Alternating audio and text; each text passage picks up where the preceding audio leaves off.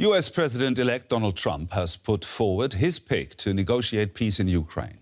Keith Kellogg is a retired lieutenant general who was the national security advisor during the first Trump administration. He's expected to play a crucial role in achieving Trump's stated aim of ending the war. That began after Russia's full-scale invasion of its neighbor in 2022.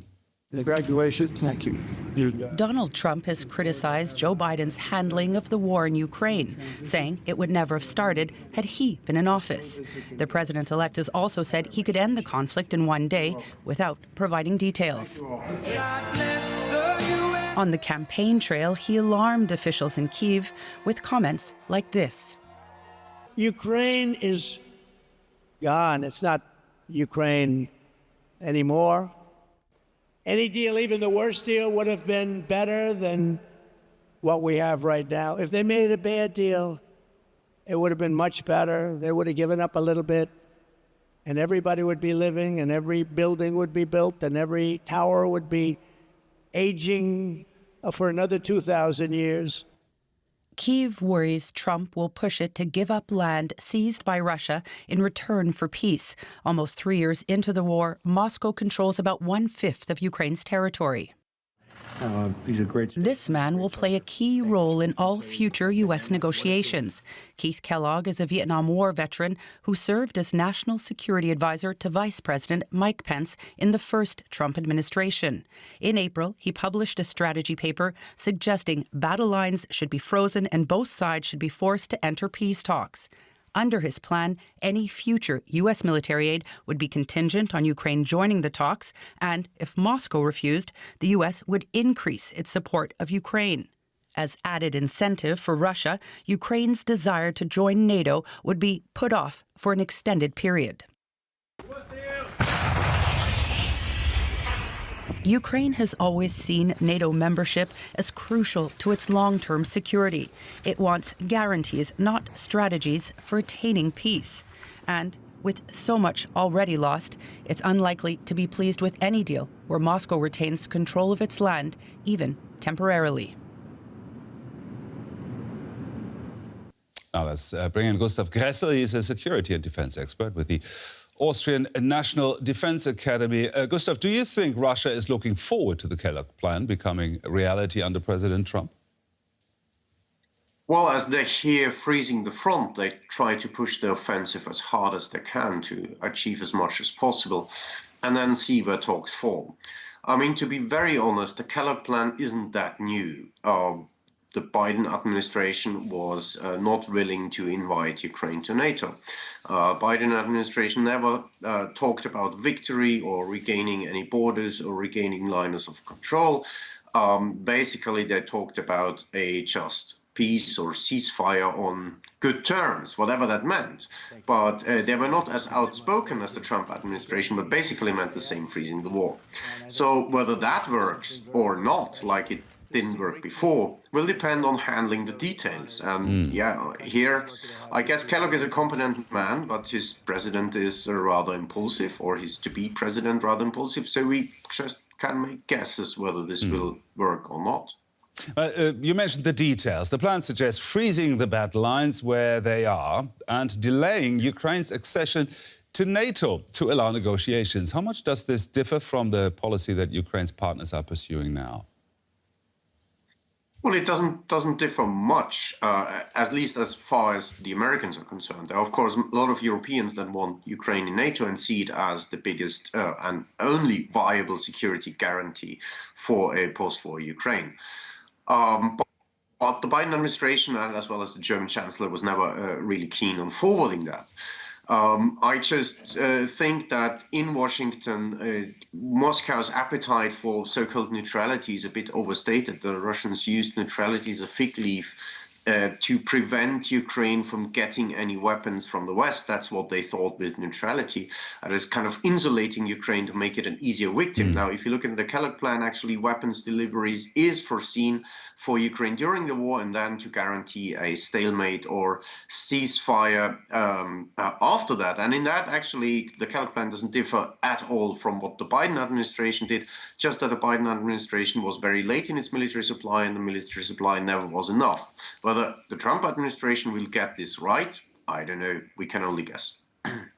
Now, what would the implementation of this plan mean for Ukraine's neighbours, the Baltic countries or Poland, for example? Well, they're of course all scared by the perception that outside powers kind of divide and carve out another European country. They will also greater emphasize their defenses, seeing that once you lost some kind of land to Russia, you will never get it back. Of course, a lot will matter in how the so-called freeze will come about, what the West will then command from Ukraine, whether Ukraine needs to recognize this, which would be a pretty tough call. And if that is demanded, of course, it would greatly shake the confidence in alignment with America.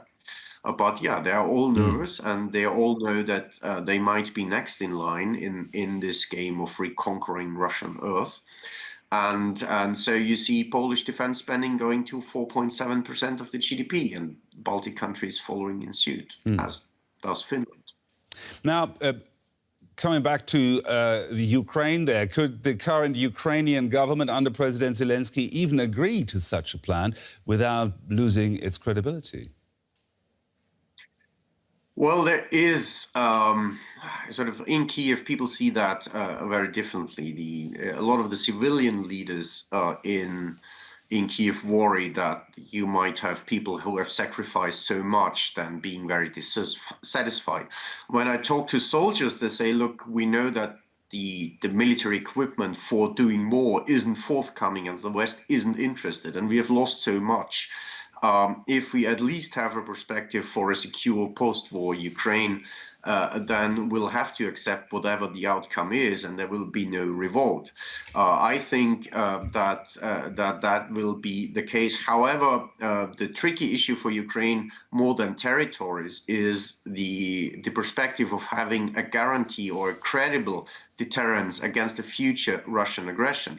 Because most of those people who fight now, especially those who voluntarily fight now, they say, look, we're fighting now because we don't want our kids to have to fight the same war all over again. If you have a shady agreement that doesn't provide long-term security, exactly this rationale why they joined will be jeopardized. And I think that is more destabilizing than reckoning with the fact that Crimea is gone.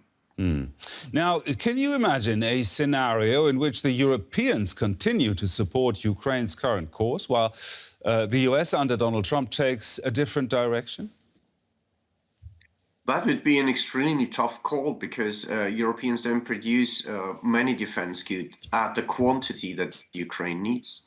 Look at air defense missiles. Americans produce more Patriot missiles than France, the United Kingdom, Germany, together, any heavy SAM system. We cannot compete here with the US defense industrial base.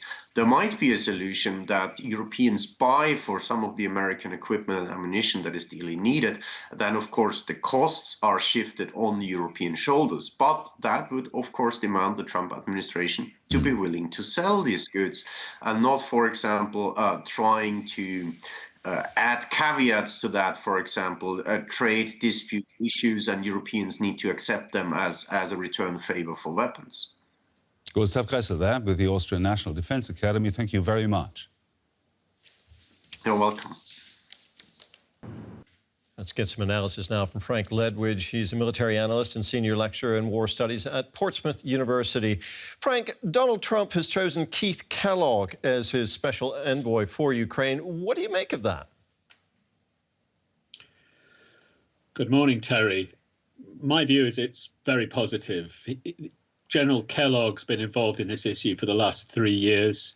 He's demonstrated, I think, and spoken about, I won't say support for Ukraine, but he's not one of these disdainful and hostile commentators in the United States. He's got a very serious military background. You heard in the report there, he's thought a lot about this. And his report for the think tank, the America First Policy Institute, which was summarized there, seems to me to be the closest thing we've seen for quite some time to any kind of strategy coming out of the United States. Now, of course, all of these things involve trade-offs, but I think there could have been worse choices, and I can't think of too many better to carry on this process within the context of a Trump presidency.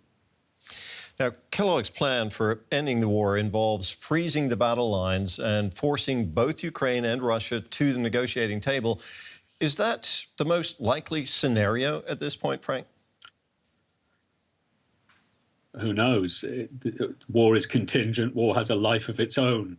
My concern about this is, despite the fact that it does look something like a strategy, the elements within it all present significant problems. You heard there that Ukraine would effectively have to abandon NATO ambitions in return for some kind of strong security guarantee. And the only worthwhile security guarantee is from the United States, which again presents problems.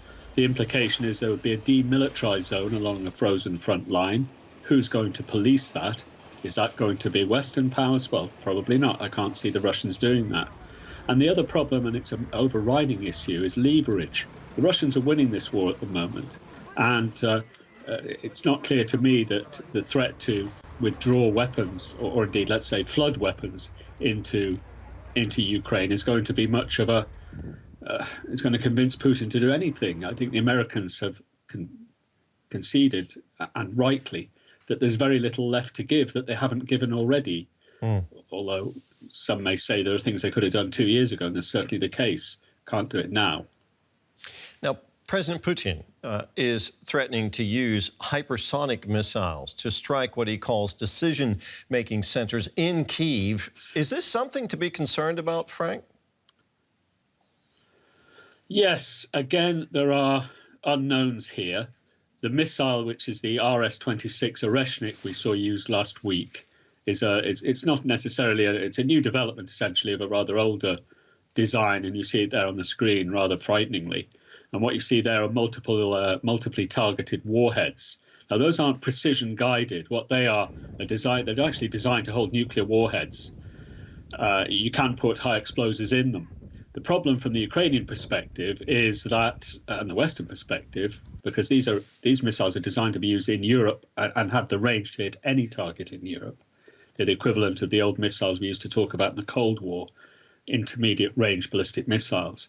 The problem is they're very, very difficult to shoot down. However, they're not precision guided. So those warheads you saw there targeted on Dnipro were not hitting targets within meters as other kinds of missiles can. Is there any kind of defense against this kind of missile, Frank? Could the U.S. maybe provide Ukraine with the technology needed to defend itself against these missiles? The only technology which might be able to counter them is called the THAAD, one battery of which we saw deployed to Israel recently. That would be a significant uplift in US help. There are only, I think, 7 batteries of THAADs. They have been used successfully against this kind of target in the Middle East in the past. I think it unlikely the US would transfer them to Ukraine for the simple reason that these are always under US control. They come under missile command, not under the line armed forces, as it were. Technically, they can shoot these down, but they have to hit them before those warheads are released, which presents other problems. So the answer to your question is, in all likelihood, no. It's very unlikely Ukrainians are going to get any kind of capability which will challenge the Oreshnik. However, it also must be said, we don't know that the Russians have any more of these. It is, as I think was said in your report, an experimental missile. And of course, we saw it experimented in Dnipro. How many of these the Russians have, we don't know. Frank, thank you very much, as always. Our military analyst, Frank Ledwidge, there.